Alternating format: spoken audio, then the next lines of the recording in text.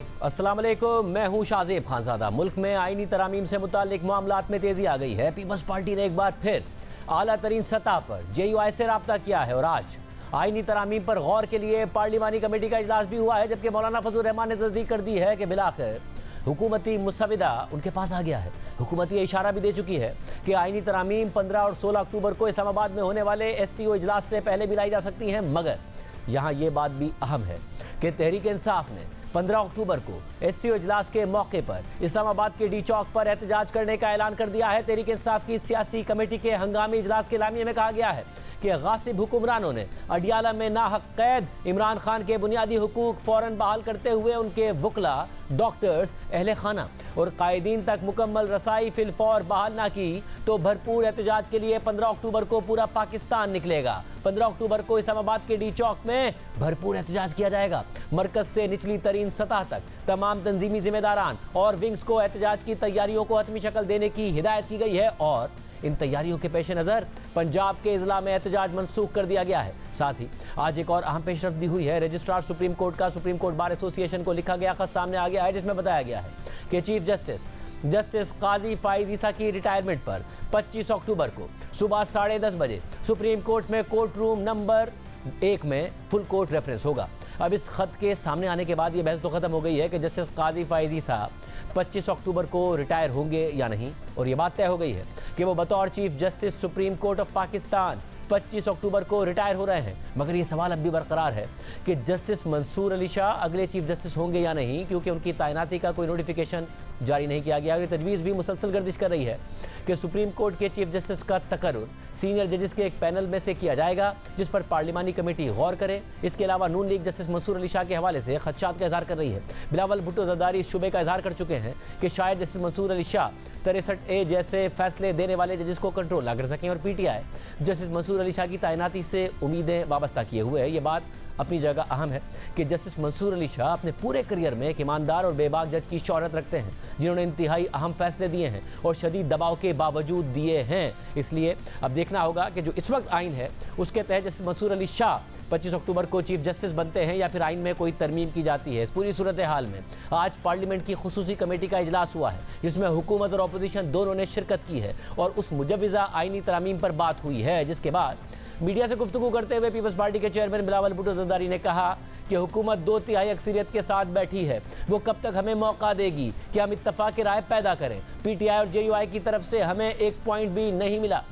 हुकूमत वाकई ही पूरा 2/3 अक्सरियत के साथ बैठे हैं और इन्होंने हमारा पिछले महीने जो मीटिंग हुआ उसके बाद से लेके आज तक उस इंतजार में कि किसी तरीके से पॉलिटिकल पार्टीज की कंसेंसस हो, ना कि हुकूमत की जोर हो। That's a welcome step. हम कब तक ये हुकूमत से उम्मीद रख सकते हैं कि वो अपना सारे प्रायोरिटीज छोड़ के अपना जो ज़हन में तय हुआ सोचा हुआ गया टाइम फ्रेम है वो छोड़ के वो कब तक हमें स्पेस देंगे कि हम पॉलिटिकल पार्टीज की कंसेंसस बनाएं? ये मेरे लिए एक सवाल है। आज तक तो सिर्फ पाकिस्तान पीपल्स पार्टी का हतमी डॉक्यूमेंट सामने आया, फिर ऑपोजिशन की तरफ से चाहे वो मौलाना फजल रहमान साहब हो चाहे वो PTI की तरफ हमें एक पॉइंट भी नहीं मिला। तो मेरे लिए अब ये बहुत जरूरी है कि मैं ये डायरेक्टली JUI की क़यादत के साथ क्लैरिफाई कर लूँ कि पीपल्स पार्टी का ड्राफ्ट मौजूद है और जितना जल्दी और मुमकिन हो हम आपस में कंसेंसस बनाएं, जिसका इशारा आज मौलाना फजल रहमान साहब ने दिया। बिलावल भुट्टो जरदारी की नंबर पूरे होने की बात को मौलाना फजल रहमान ने सियासी बदअखलाकी करार दिया और कहा कि इससे आइन को मुतनाज़ बनाने की बुनियाद पड़ जाएगी। ये बातें कहना जी कि नंबर पूरे हैं, नंबर पूरे हो जाएंगे, एक सियासी बदअखलाकी भी है और इससे आइन को मुतनाज़ बनाने की भी एक बुनियाद पड़ जाएगी और एक मुतनाज़ा तरमीम आइन में लाने की बजाय क्यों ना हम इत्तिफाक राय की तरफ चलें।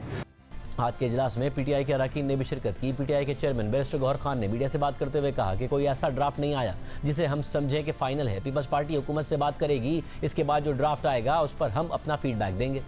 अभी तक कोई कंसेंसस नहीं है, हमने कोई ना बात की है, ना डिस्कशन ज्यादा हुई। हमने सिर्फ ये कहा बशमूल मौलाना साहब के कि हम डिस्कस क्या कर रहे हैं। आपने रात को फोन किया, इतने उजलत में आप लोग हैं, जल्दी से आपने सेशन बुलाया, हम सारे आपके पास आ गए, यहाँ बैठ करके सिर्फ चाय पी करके एक दूसरे से बात करके चले जाते हैं। किस चीज़ को हमने डिस्कस करना है, कोई खदो खाल तो बताओ। पीपल्स पार्टी की कुछ सजेशंस थी, वो इन राइटिंग आई है, और लॉ मिनिस्टर साहब ने कुछ सजेशंस दिए कि ये कोई वकीलों की तरफ से आया है, कोई ऐसे ड्राफ्ट नहीं आया जिसको हम समझे कि ये फाइनल है।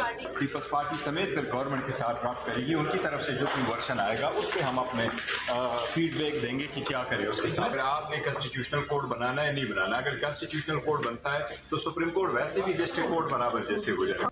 वज़ीर कानून आज़म रज़ी तारड़ ने कहा कि हमने जुडिशल पैकेज पर अपनी और बार्स की तहरीरी तजावीज़ कमेटी के सामने रखी हैं। पीटीआई ने तजावीज़ का जायज़ा लेने के लिए वक्त मांगा है, जबकि तहरीक इंसाफ के रहनुमा और साबिक स्पीकर असद कैसर ने इल्ज़ाम लगाया है कि हमारे अरकान को दबाया भी जा रहा है और 20-20 करोड़ रुपए की ऑफ़र की जा रही है।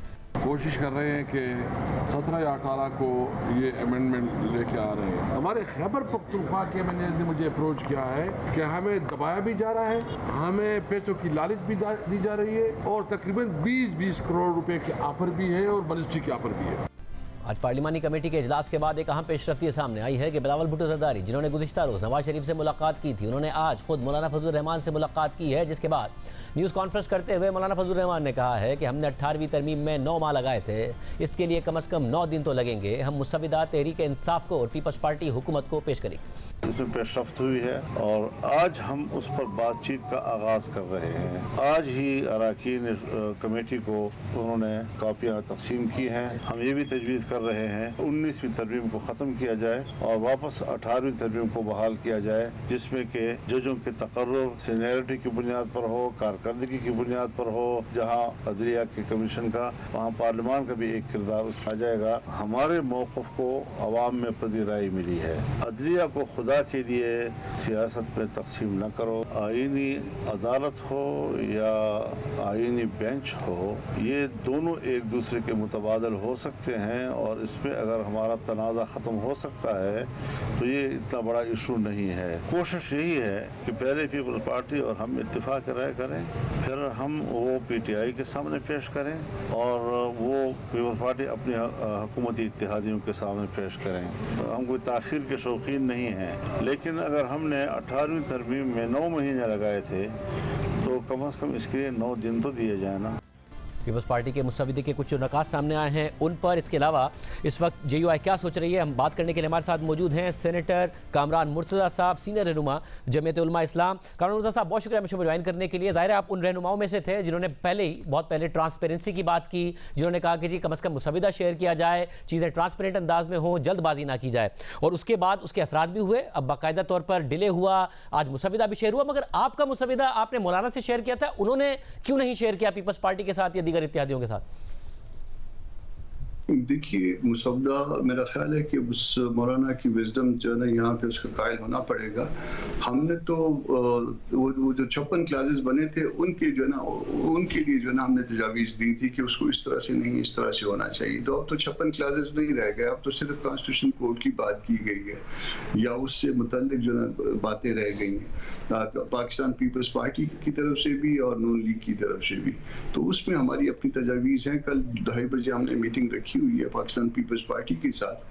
हम अपनी तजावीज़ पे हैं और वो अपनी तजावीज़ पे हैं। देखते हैं कि कल हम किस हद तक आगे बढ़ सकते हैं आपस में, और अगर कोई कंसेंसस डेवलप हो जाता है तो देन जो है ना PTI की तरफ हम जाएंगे उस डॉक्यूमेंट को लेके, और नून लीग की तरफ जो है पाकिस्तान पीपल्स पार्टी जाएगी।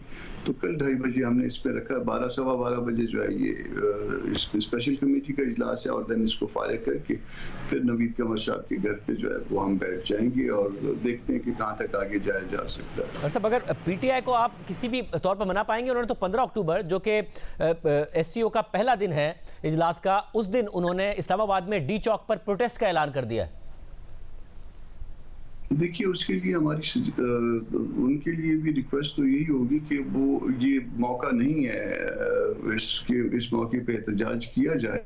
मगर इंगेज तो हम करेंगे इस बावजूद इसके, क्योंकि वो अलग पार्टी है, उसकी अपनी मर्जी है कि वो एहतजाज करे या ना करे। रिक्वेस्ट हमने की है, मौलाना साहब ने आज भी कहा है। मगर इसके बाद जो अगला स्टेप ये होगा कि जो कुछ भी हमारे और पीपल्स पार्टी के दरमियान फाइनल हो जाता है तो फिर हम वो लेके पीटीआई के पास जाएंगे और पीटीआई को कहेंगे कि ये देखिए ये जो है ना ये सूट करता है या नहीं करता।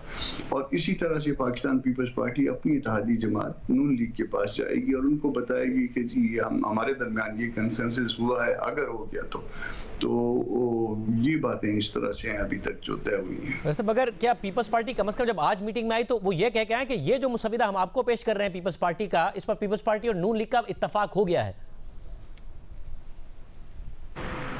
देखिए वो तो आज जो है तासुर ये दे रहे थे कि उनके दरमियान किसी चीज पे भी इत्तेफाक नहीं हुआ, तो बल्कि शायद दिखाया नहीं गया। तो उस पर फिर मैंने पूछा कि अगर इत्तेफाक नहीं हुआ था तो फिर इजलास बुलवा के उस दिन जो है ना फिर रात 12 बजे तक रखना और फिर उसके बाद जो है ना छुट्टी वाले दिन इजलास बुलवाना, इसकी क्या वजह थी? तो फिर जो है ना उस बात का फिर कोई जवाब शायद नहीं था।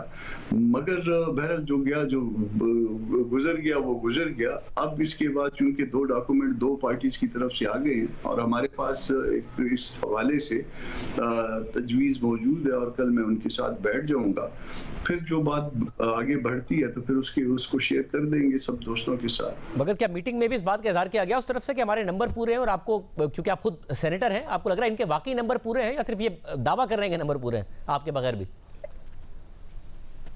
देखिए, अगर पहले तो मेरा ख्याल है कि नंबर पूरे नहीं हैं और अगर फर्ज कर लीजिए नंबर पूरे कर भी लिए गए होंगे तो वो किसी और तरीके से हुए होंगे और अगर वो और तरीके से हुए हैं तो फिर मेरा ख्याल है कि वो चीज़ें शर्मनाक हो जाएंगी और वो फिर ये तो शायद तरमीम हो या ना हो, मगर उसके बाद ये इतना बड़ा दाव होगा कि वो जो पॉलिटिकल पार्टियां इस तरह से करेंगी उस दाव को कभी भी ना मिटा पाएंगी अगर उन्होंने पॉलिटिक्स करनी है इस मुल्क के अंदर।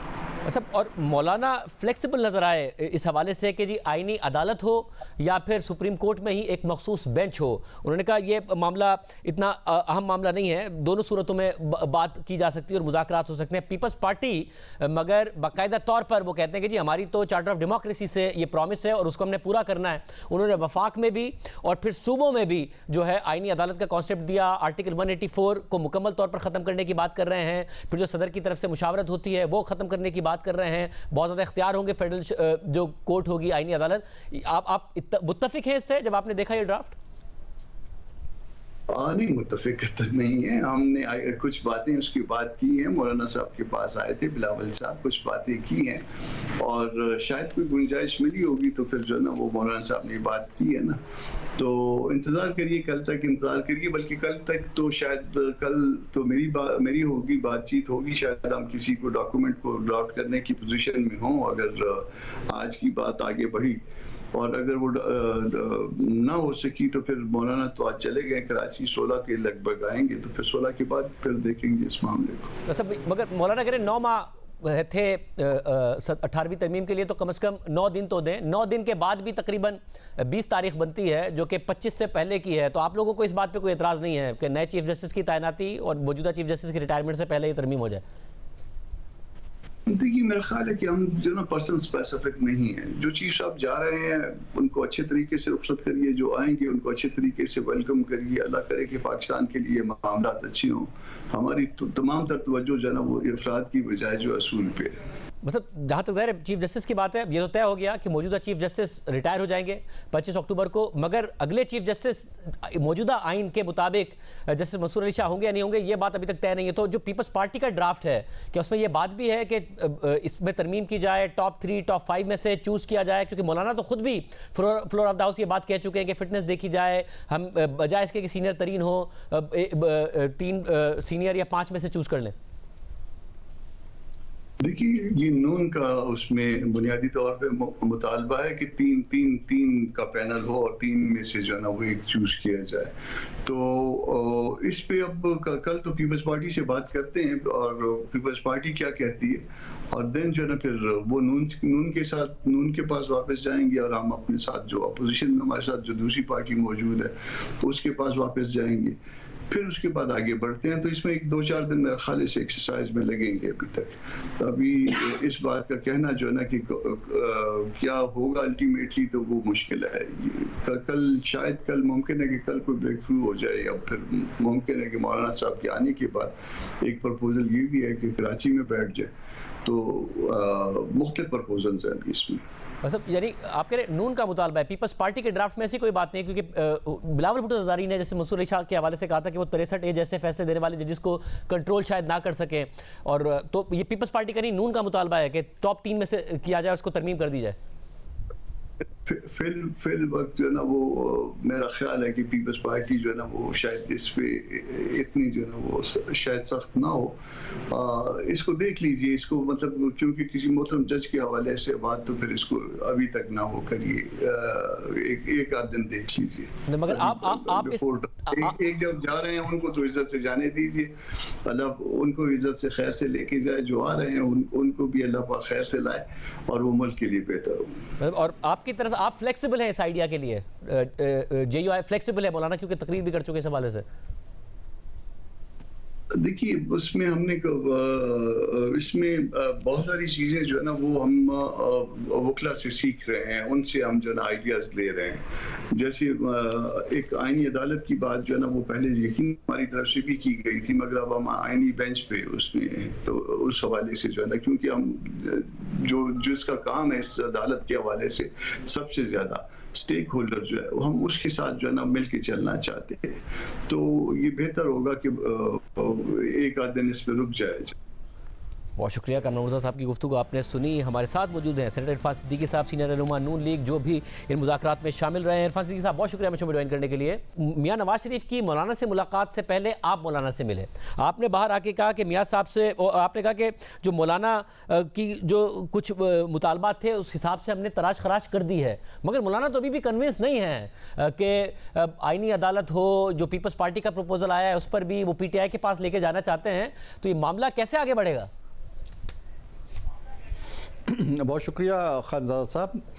तराश खराश बिल्कुल हमने कर ली थी। जो बिल्कुल अव्वली मसवदा शेयर हुआ था मौलाना से, उस पे स्ट्रेट अवे उनके कुछ एतराज़ात थे और हमने बैठ के उन चीज़ों को बिल्कुल पहले मरहले में ही ख़ारिज कर दिया था अपनी तरजीहात में से।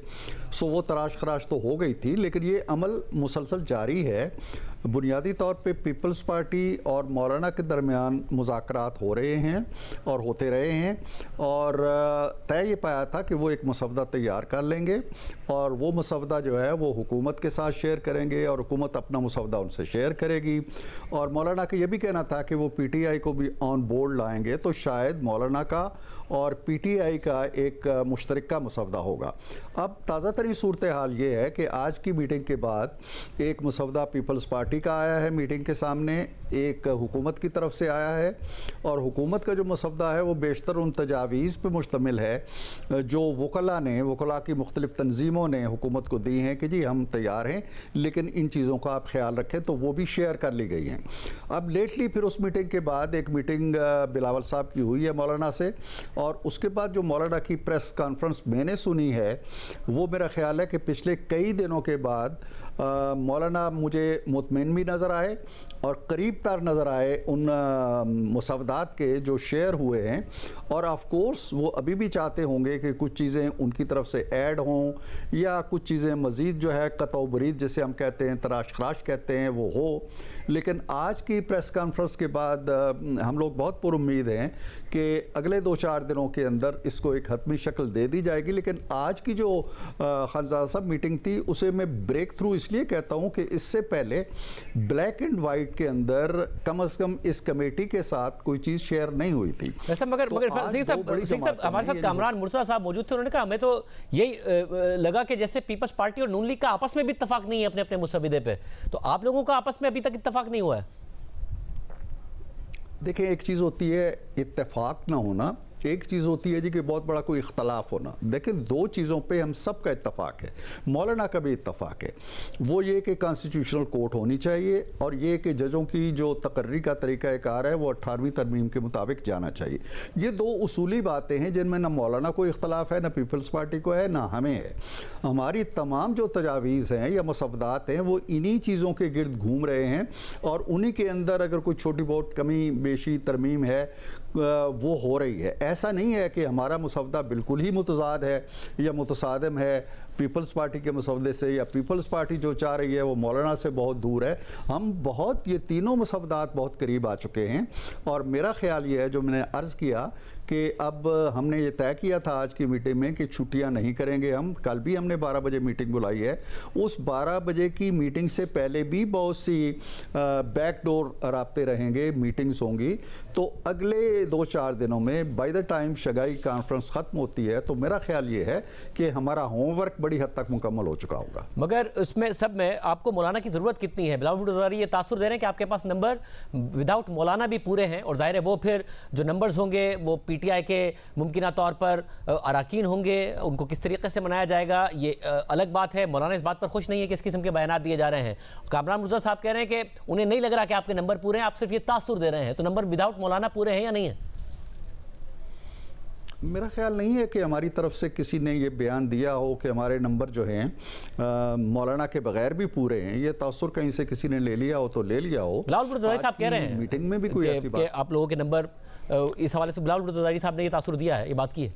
नहीं जी, उन्होंने की होगी, शायद किसी जगह से उन्होंने जो तासुर लिया हो किसी बात से। लेकिन हम ये चाहते हैं मौलाना के नंबर ही नहीं चाहिए हमें, यानी उनके वोट भी चाहिए, मौलाना का साथ भी चाहिए। मौलाना का साथ जो है वो पॉलिटिकल स्टेबिलिटी के लिए ऐवान के अंदर भी ऐवान के बाहर भी हमारे लिए बड़ा मैटर करता है। सो हमें यकीन है कि मौलाना आज की मीटिंग के बाद और आज की जो मौलाना की प्रेस टॉक है उसके बाद तो हमारे इस यकीन में बहुत इजाफा हो गया है कि इंशाल्लाह उनके नंबर हमें हासिल रहेंगे और उन्हीं के नंबर्स की तायद व हिमायत से ये तरामीम जो हैं ये आइन का हिस्सा बनेगी। सब और एक अहम बात ये कि कामरान मुर्तज़ा साहब ने कहा कि नून लीग की ये बहुत ज़्यादा ख्वाहिश है कि जो आइन की शिक है कि सीनियर तरीन जज चीफ जस्टिस बनेगा, यानी कि मंसूर शाह साहब चीफ जस्टिस बन जाएंगे, उसमें तरमीम की जाए और टॉप 3 जो सीनियर तरीन 3 जजेस हैं उनमें से किसी एक को सिलेक्ट किया जाए आइन में तरमीम करके। देखें, हमने तो डे 1 से कह दिया था जी कि अगर हम उम्र में कोई चेंज लाएंगे, मेयाद में कोई चेंज लाएंगे तो फिर आप कहेंगे जी ये पर्सन स्पेसिफिक है। ये चीज़ें शुरू में ही तय हो गया था कि ये चीज़ें निकाल दी जाएंगी और निकाल दी गई। लिहाजा काजी फायज़ ईसा अपनी मेयाद पे रिटायर हो रहे हैं, उन्होंने रेफरेंस भी की तारीख का भी ऐलान हो गया है आज। और उसके बाद अगर कानून मौजूद रहता है, मौजूदा जो है, तो वो जो भी सीनियर मोस्ट होंगे आ जाएंगे। इस बात पे मुझे कम से कम मैं 3 मीटिंग्स में बैठा हूँ, मुझे इस पे कोई तसादम नज़र नहीं आया, इसलिए कि हमारे आइन की ओरिजिनल स्कीम यही कहती है। आज भी हाई कोर्ट्स के अंदर यही रूल नाफिज है, यही तरीक़ाकार नाफिज है। इंडिया के अंदर ये रिवायत ज़रूर है, आज भी ये रिवायत है, लेकिन इंडिया के आइन के अंदर नहीं लिखा गया कि सीनियर मोस्ट जो है वो होगा। इंडिया कल चाहे तो किसी को भी लगा सकता है वहाँ। ये सूरत हाल ऐसी नहीं है जिस पे हमारा कोई झगड़ा हो। बुनियादी झगड़े जो हैं वो मेरा ख्याल है तहलील हो चुके हैं।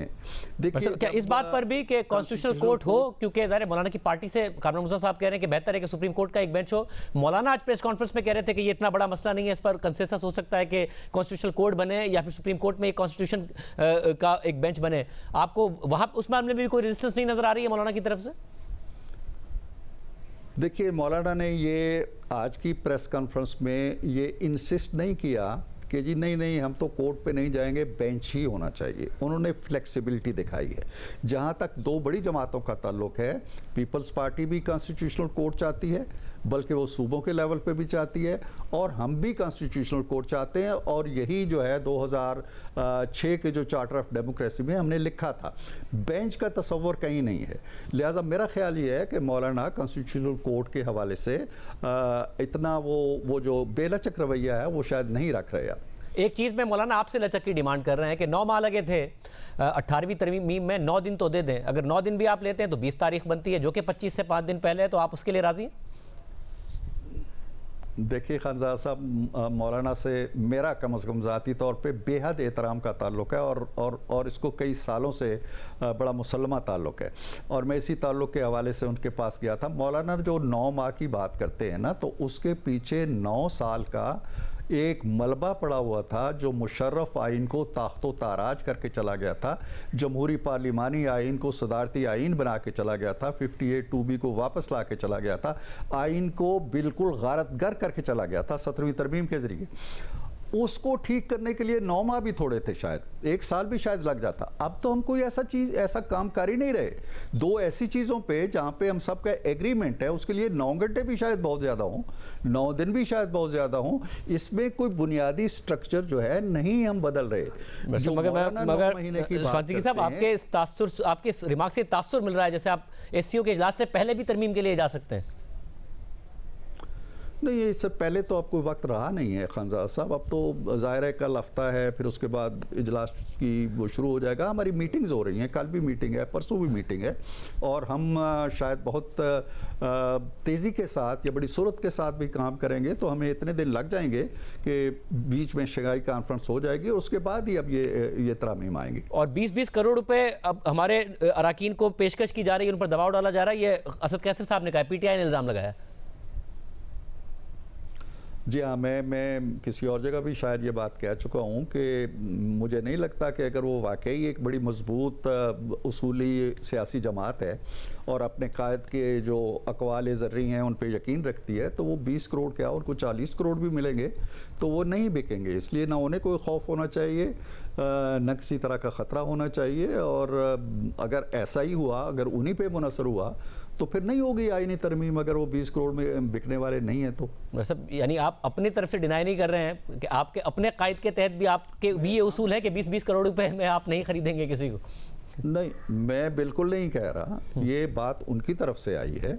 मैं तो इससे पहले आपको कह चुका हूँ कि हम हर हाल में मौलाना के वोट्स को अपने साथ रख के, मौलाना को साथ रख के अपनी आईनी तरामीम को एक मोतबर तरीके से पास करना चाहते हैं। हमारे जहन में इस तरह का कोई वो नहीं है मंसूबा, लेकिन अगर वो डरे हुए हैं तो इसका मतलब ये है कि वो अपने जो उनके अराकीन हैं उनकी कुव्वत बर्दाश्त से शायद वो खौफज़दा हैं। बहुत शुक्रिया फातिकी साहब की गुफ्तगू आपने सुनी। इसके अलावा हुकूमत एक और दावा कर रही है और वो दावा ये है कि 8 से 10 रुपये बिजली की कीमतों में फ़ी यूनिट कमी शॉर्ट टर्म में वो करेगी। जो हालिया मुआहदे हुए हैं उसके तहत तो सिर्फ 70 पैसे कमी होती है, ये 10 रुपये तक की कमी कैसे होगी, कैसे आवाम को इतना बड़ा रिलीफ मिल सकता है, बात करेंगे ब्रेक के बाद।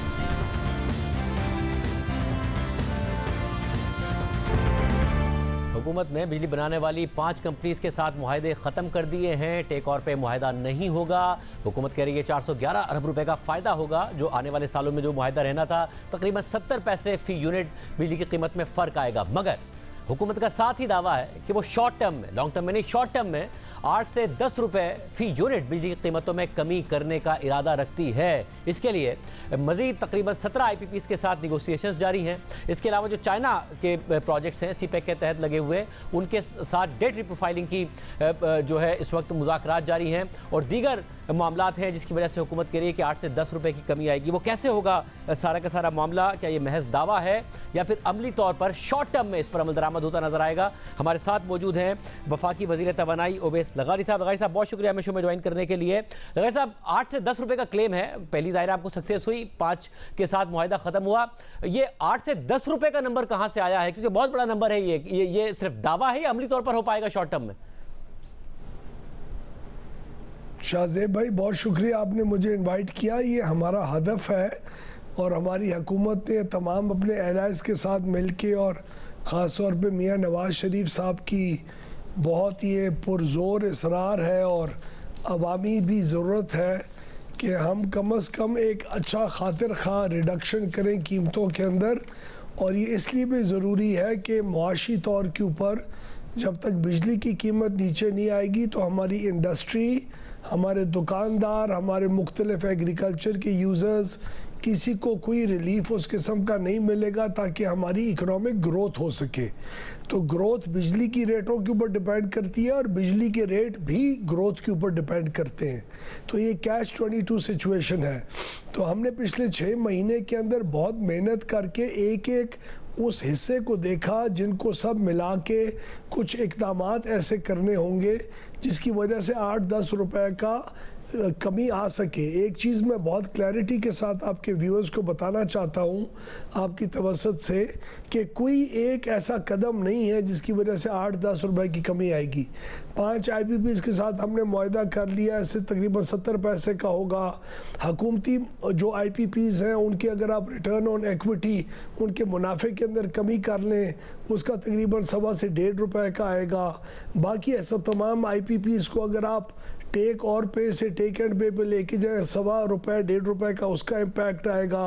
डेट रीप्रोफाइलिंग चाइना के प्लांट्स की हो जाए तो 3.25 का फ़र्क आएगा।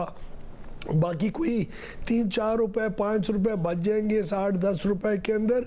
हम समझते हैं कि अपने डेवलपमेंट पार्टनर्स और IMF के साथ मिल के अगर हमने इसका कोई हल निकालने की कोशिश की तो हम लोग अपने जो टैक्स स्ट्रक्चर हमारा बिजली के बिलों के ऊपर है उसके अंदर भी एक रैशनल और खातिर खा कमी कर सकते हैं। उसके लिए और कोई रेवेन्यू के सोर्सेज ज़रूर ढूंढने होंगे हमें, लेकिन जिस तरह का हमें रिस्पांस इकोनॉमी का मिल रहा है और इंटरेस्ट रेट्स नीचे आ रहे हैं तो मेरे ख्याल में हम सेल्स टैक्स के ज़रिए और इनकम टैक्स वगैरह को भी रिव्यू कर सकेंगे अपने पार्टनर्स के साथ और देखभाल शुरू कर दिए। इसलिए 8-10 रुपए एक रियलिस्टिक लेकिन बहुत बड़ी अचीवमेंट होगी इंशाल्लाह। जब आप रियलिस्टिक कह रहे हैं मगर आप बहुत सारी बातों में अगर हो जाए कह रहे हैं, इसलिए मैं जानना चाहूँगा कि इंडिविजुअली जो चाइना के साथ डेट रीप्रोफाइलिंग की बात हो रही थी, क्योंकि मुख्तलिफ खबरें आती रहती हैं कि कोई बहुत ज़्यादा प्रोग्रेस नहीं हुई है, आपको किस हद तक इस बात की उम्मीद है? क्योंकि तकरीबन 3.5 से 4.25 रुपए फी यूनिट कहा जाता है कि वहाँ रिलीफ मिलेगा अगर डेट रीप्रोफाइलिंग हो जाती है, मगर इम्कान किस हद तक है इस बात का? सर मैं बहुत पुर उम्मीद हूँ। फाइनेंस मिनिस्टर और मैं जब चाइना गए थे तो हमने इस गुफ्तगू का आगाज़ किया था और हमें ज़्यादा उम्मीद इसलिए भी है कि वो लोग पाकिस्तान के इकोनॉमिक रिफॉर्म्स और एनर्जी सेक्टर के रिफॉर्म्स को भी देख रहे हैं। हर बंदा जो हमारे साथ इस किस्म की बात कर रहा है और कीमत के अंदर कम करने के लिए डेट रीप्रोफाइलिंग वगैरह को देख रहा है। हमारे लोकल IPPs ने भी जब हमारे साथ बातचीत की तो उन्होंने कहा ठीक है ये तो कर लोगे, लेकिन फिर भी क्या सस्टेनेबल होगा पावर सेक्टर जब तक तुम पावर सेक्टर के रिफॉर्म्स को सही तरीके से अमल दरामद नहीं करते। तो अभी आपने देखा हमने इंडिपेंडेंट सिस्टम मार्केट ऑपरेटर बनाया, NTDC की रीस्ट्रक्चरिंग हमने शुरू कर दी है। डेवलपमेंट पार्टनर्स हमारे एशिया डेवलपमेंट बैंक और वर्ल्ड बैंक ने जो आज से 6 महीने पहले हमें भूल चुके हुए थे, उन्होंने तकरीबन ट्रांसमिशन कंस्ट्रेंट्स को ख़त्म करने के लिए हमसे कन्विंस होकर 2-2.5 अरब USD डॉलर की कंसेशनल रेट्स के ऊपर फाइनेंसिंग का हमें बहुत स्ट्रॉन्ग इंदिया दिया है, जिसकी खुशखबरी हम आपको महीने के अंदर अंदर अल्लाह करेगा इंशाल्लाह देंगे। तो वो पावर सेक्टर के रिफॉर्म्स के ऊपर बहुत पुर उम्मीद है। और चाइनीज़ ने भी डेट रीप्रोफाइलिंग के अंदर मेरे ख्याल में अगर ये आपका जो जी कराची का बॉम्ब ब्लास्ट हुआ था जहां हमारे पोर्ट कासिम के 2 बेचारे वर्कर्स मारे गए थे चाइनीज़, अगर ये ना होता तो क्या पता इस दफ़ा SCO समिट जो हो रही है उसके अंदर ये रीप्रोफाइलिंग के MOUs भी क्या पता साइन हो जाते। तो हम काफ़ी अच्छी प्रोग्रेस कर चुके हैं। हम हर चीज़ का ढंडोरा नहीं पीट रहे, वक्त के साथ साथ जिस तरह चीज़ें होती रहेंगी हम आपको बताते रहेंगे इंशाल्लाह। वैसे और तकरीबन कहा जाता है आपने 5 IPPs के साथ किया मुआहदा ख़त्म जो कि 70 पैसे, मगर अगर बाकी 17 के साथ किया जाए तो 3 से 3.5 रुपए इम्पैक्ट कहा जाता है। करेक्ट भी कीजिएगा अगर नंबर गलत हो। मगर साथ में ये बताएगा कि जब 5 के साथ हो गया तो क्या बाकी 17 मान नहीं रहे हैं या प्रोग्रेस क्या है उस पर? नहीं शाहजेब भाई, हमने पहले 5 उठाए कि क्या ये 5 ऐसे IPPs थे जिनकी ज़रूरत ही नहीं है सिस्टम को, यानी ना हमें कैपेसिटी चाहिए इनकी, ना कोई ट्रांसमिशन के कंस्ट्रेंट्स हैं जो इनको ऑन करके वो सिस्टम की स्टेबिलिटी चाहिए थी। तो हमने कैटेगराइज किया, 5 ऐसे निकाले जिनकी ज़रूरत नहीं है, बाकी ऐसे हैं जिनकी हमें ज़रूरत है लेकिन उनका क्योंकि इस्तेमाल मुख्तलिफ औकात के ऊपर कम होता है तो हम उनकी कैपेसिटी पेमेंट का जो बोझ है वो ज़रा हल्का करना चाहेंगे ताकि लोगों को उसका कोई बेनिफिट हम दे सकें और उनका भी बिजनेस मॉडल सर्वाइव कर सके। सब साथ में अब जब आप ये कहते हैं कि आप एक इंडिपेंडेंट सिस्टम बायर्स मार्केट बनाना चाह रहे हैं, जिसमें इंडिपेंडेंटली जिस तरीके से स्टॉक मार्केट में ट्रेड होती है उस तरीके से लोग आएँ, बाय करें, सप्लायर वहाँ पर अपने रेट तय करें और बायर जो है वो रेट की बिड करें। मगर मसला ये है कि अगर आप ये 94-2002 की पॉलिसी के तहत लगे प्लांट्स को कर भी दें टेक एंड पे, मगर 2013 के बाद जो प्लांट्स लगे वो तो टेक और पे ही हैं और सिंगल बायर्स मार्केट है, रेगुलेटेड मार्केट है, टैरिफ गवर्नमेंट डिटरमिन करती है, बहुत सारे मुआहदे हुकूमत की गारंटीज के तहत हुए, ये मार्केट कैसे डेवलप कर पाएंगे आप? इंडिपेंडेंट सिस्टम मार्केट ऑपरेटर में हम कुछ लोगों को फर्स्ट फेज के अंदर इजाज़त देंगे कि वो हमारे सिस्टम को छोड़ के और हमारे जो जनरेटर्स हैं, जो IPPs हैं या मुख्तलिफ जनरेशन प्लांट्स हैं, वो हमारे साथ जो बाहर निकलना चाहेगा वो सिस्टम से निकले और इस एक्सचेंज के ज़रिए एक दूसरे के साथ ख़रीद और फ़रोख्त शुरू कर दें। मसलन मैं आपको एक मिसाल दूं, हमारे टेक्सटाइल वगैरह के जो एक्सपोर्टर्स हैं उनकी अब एक शर्त आ गई है इंटरनेशनल मार्केट्स के अंदर कि आपका रिन्यूएबल एनर्जी के ऊपर काम होना चाहिए और क्लीन एनर्जी की बेसिस के ऊपर आपको अपने प्रोडक्ट्स को तैयार करना चाहिए। तो उनकी उन ज़रूरियात को पूरा करने के लिए और एक्सपोर्ट मार्केट के अंदर उनकी जो शेयर है उसको मेंटेन करवाने के लिए हम क्या पता फर्स्ट फेज़ के अंदर उस किस्म की एक्सपोर्ट मार्केट के जो मैन्युफैक्चरर्स हैं उनको ये अपॉर्चुनिटी दें कि वो हमारे सिस्टम से निकल के हमारे ऊपर एक सिर्फ व्हीलिंग चार्ज हमें दे के और वो ISMO जो सिस्टम मार्केट ऑपरेटर होगा उसके ज़रिए ये बायलैटरल कॉन्ट्रैक्ट्स करें और उसका ऊपर काम शुरू कर दें। फिर जो नेक्स्ट फेज़ होगा 1-2 सालों के बाद वो इसको फर्दर लिबरेट करेगा और आप और मुझ जैसे जो बल्क बायर्स कुछ होंगे, कुछ कंपनीज होती है, कुछ सिस्टम्स होते हैं, कुछ स्कूल्स के सिस्टम्स होते हैं, कोई एयरपोर्ट्स होते हैं, उनको भी जो बड़े ख़रीदार हैं उनको भी आपस में मार्केट के अंदर ट्रेड करने के ऊपर इनकरेज करेगा और ये चीज़ पर नीचे कंज्यूमर लेवल और डिस्ट्रीब्यूशन कंपनी तक आएगी।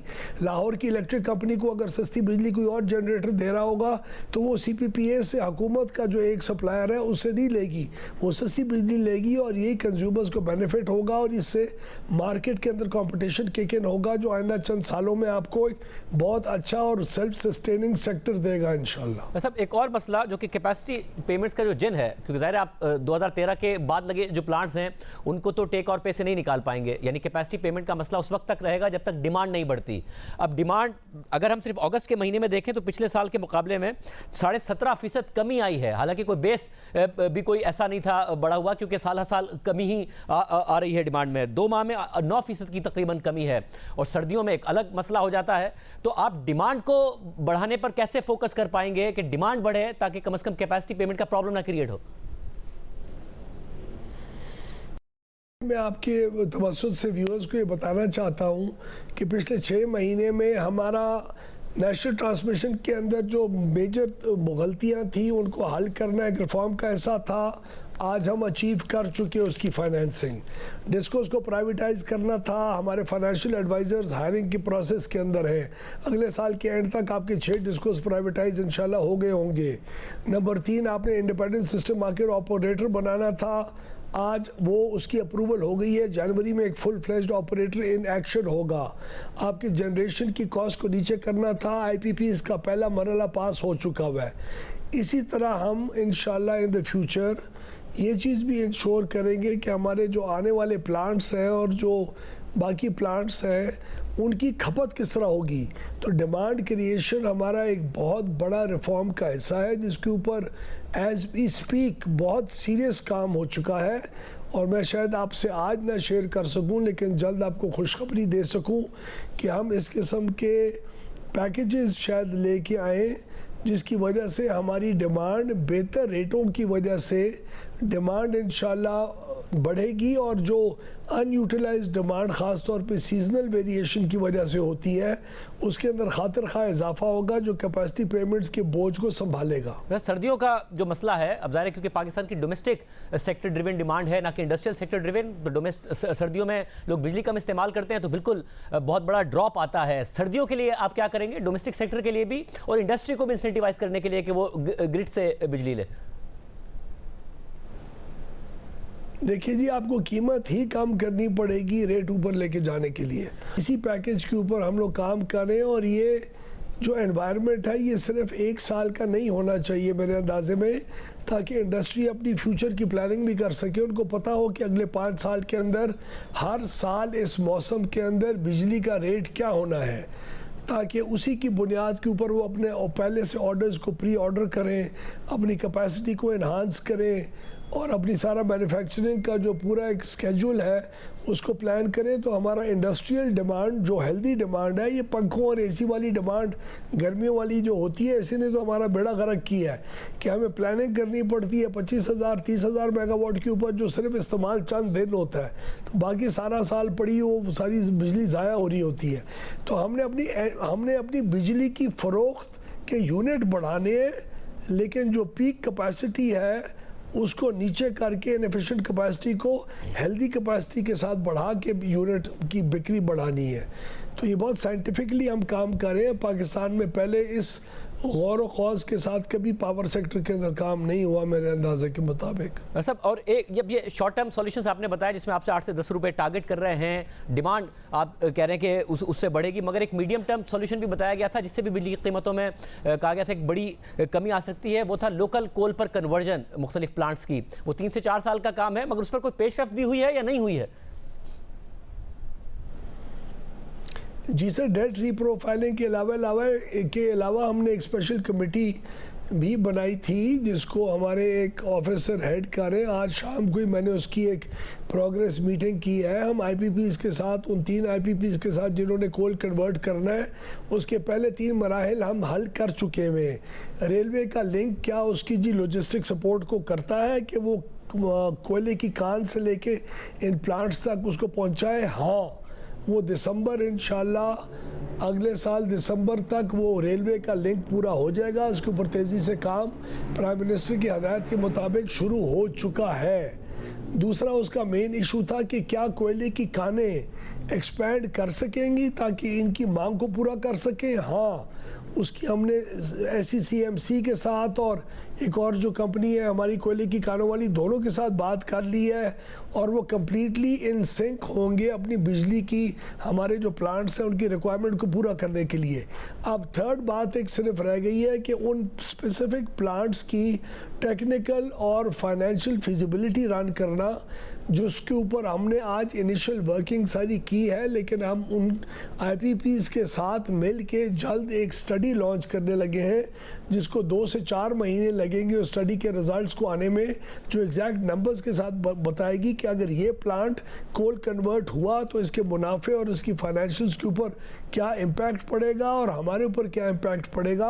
और एग्जैक्ट बैंकेबल डॉक्यूमेंट हमने बनाना होगा 3 से 4 महीने में, जिसके बाद ही चाइनीज़ ये कंपनीज अपना फैसला और हम कर सकेंगे कि कोल कन्वर्जन के ऊपर अब बिस्मिल्लाह की जाए। लेकिन बगैर वो स्टडी किए वो बिस्मिल्लाह नहीं हो सकती, और वो स्टडी ही अब एक ऐसी चीज़ है जो तकरीबन होने को रह गई है और उसकी तरफ हम बहुत तेज़ी से रवा दवा है अल्हम्दुलिल्लाह। बहुत शुक्रिया। और असलगरी साहब की गुफ्तगू आपने सुनी। प्रोग्राम ब्रेक शामिल करते हैं, एक और आम खबर आपके सामने रखें। खैबर पख्तूनख्वा के ज़िला खैबर में सूबे में अमन व अमान और हुकूक के हवाले से 3 रोज़ा पश्तून कौमी जिरगा आज शुरू होने पर इत्तफाक हुआ। इस सिलसिले में कल रात गए वज़ीर आला खैबर पख्तूनख्वा अमीन गंडापुर जमरूद पहुंचे और मुंतज़मीन से मुलाकात करने के बाद जिरगा करने की इजाज़त दे दी। कल वज़ीर आला हाउस पेशावर में वज़ीर आला की मेज़बानी में सियासी जमातों का ग्रैंड जिरगा हुआ था, जिसमें वज़ीर दाखिला मोहसिन नकवी और गवर्नर खैबर पख्तूनख्वा फैसल करीम कुंडी भी शरीक हुए थे। जिरगे में फैसला किया गया था कि मुज़ाकरात और बातचीत के जरिए मसले का हल निकाला जाएगा। वज़ीर आला अमीन गंडापुर खैबर जिरगे के हवाले से मुंतज़मीन से मुज़ाकरात करेंगे। इसके बाद कल रात को पहले सूबाई असम्बली के स्पीकर और अरकान पार्लिमान पर मुश्तमिल एक जिरगा जमरूद पहुंचा था। फिर वज़ीर आला अमीन गंडापुर खुद जमरूद पहुंचे और मुज़ाकरात के बाद ऐलान किया कि जिरगा होगा, मैं खुद इस जिरगे का मेज़बान हूँ, सफ़ीर बनकर जिरगे के मुतालबात के लिए हर फोरम पर मुकदमा लड़ूंगा। इसके साथ साथ अली अमीन गंडापुर ने तंजीम को कलअदम करार देने और उस पर क्रैक डाउन की मजम्मत करते हुए सारी जिम्मेदारी वफाकी हुकूमत पर डाल दी। हालांकि खैबर पख्तूनख्वा की पुलिस के जरिए क्रैक डाउन पर खुद PTI की सूबाई हुकूमत भी तनकीद की जद में आई थी।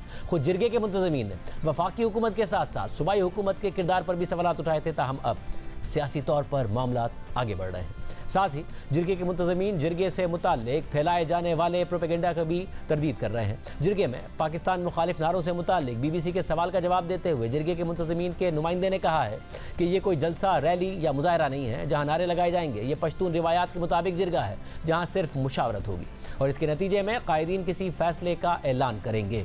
मुंतज़मीन के मुताबिक वज़ीर आला की क़यादत में वफ़द ने पुरअमन तरीक़े से जिरगा करने की दरख्वास्त की थी और वफ़द को इस बात की यकीन दहानी करा दी गई है। हुकूमती वफ़द ने आज ही तमाम बंद रास्ते खोलने और गिरफ्तार अफराद रिहा करने की यकीन दहानी करा दी है। सिर्फ यही नहीं, जिरगे का इनेकाद करने वाली तंजीम के साथ साथ बातचीत के दरवाजे खोलने के बाद उस पर लगाई गई पाबंदी हटाने के हवाले से भी अहम सियासी पेशरफ्त की खबर सामने आई है।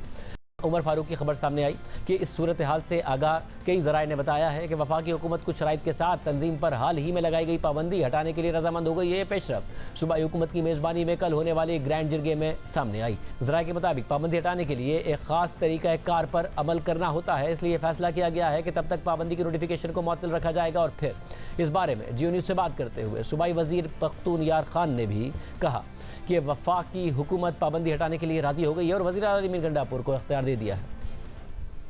मोहसिन नकवी साहब जो कि वफाकी वज़ीर दाखिला है, क्या वो एग्री हो गए और उन्होंने बताया आपको कि ये पाबंदी हटा दी जाएगी? अगर गवर्नर साहब साथ बैठे थे, अमीर मकाम साहब बैठे थे, उनकी पार्टी का था, उनकी पार्टी की यहाँ की हमारी जो केपी असम्बली में उनकी लीडरशिप है वो साथ बैठी हुई थी, MPs MNAs उनके सारे बैठे हुए थे या और पार्टियों के लोग बैठे हुए थे। उनके सामने अगर एक बंदा कहते हैं कि हाँ ठीक है मैं आपकी बात को मानता हूँ और अब जाए जरगे को इख्तियार देते हैं, सीएम साहब को इख्तियार देते, सीएम साहब ने कहा मैं बेख्तियार नहीं जाऊँगा, मैं मुझे बाख्तियार बनाया जाए, तो सीएम साहब को अगर बाख्तियार बनाना तो ये सारी बातें उसमें आ नहीं गई। मतलब एग्री हो गए वफाकी हुकूमत? एग्री भी हो गया, उनको असारों के सामने ये बात हुई। अच्छा, कि पाबंदी हटाई जाएगी? पाबंदी भी हटाई जाएगी और उनको एक ढांचे के तहत उनको लाया जाएगा। मज़कूरा तंजीम की जानिब से ज़िला खैबर में जिरगा करने के ऐलान के बाद इतवार को वफाकी हुकूमत ने उस पर पाबंदी लगा दी थी और फिर खैबर पख्तूनख्वा में पुलिस ने तंजीम के खिलाफ क्रैकडाउन शुरू कर दिया, जिसमें 4 अफराद मारे गए और कई जख्मी हुए। जिरगे को रोकने के लिए मजीद कार्रवाइयाँ भी की गई, मगर कल पेशावर में होने वाले सियासी जमातों के ग्रैंड जिरगे के बाद वफाकी और सूबाई हुकूमत ने मसले का सियासी हल निकालने और जिरगे के मुंतज़मीन के साथ मुज़ाकरात का फैसला किया और अब यह तवक्को की जा रही है कि तंजीम पर लगाई गई पाबंदी भी हटा ली जाएगी। आज के प्रोग्राम में इतना ही, याद दीजिए। अल्लाह हाफ़िज़।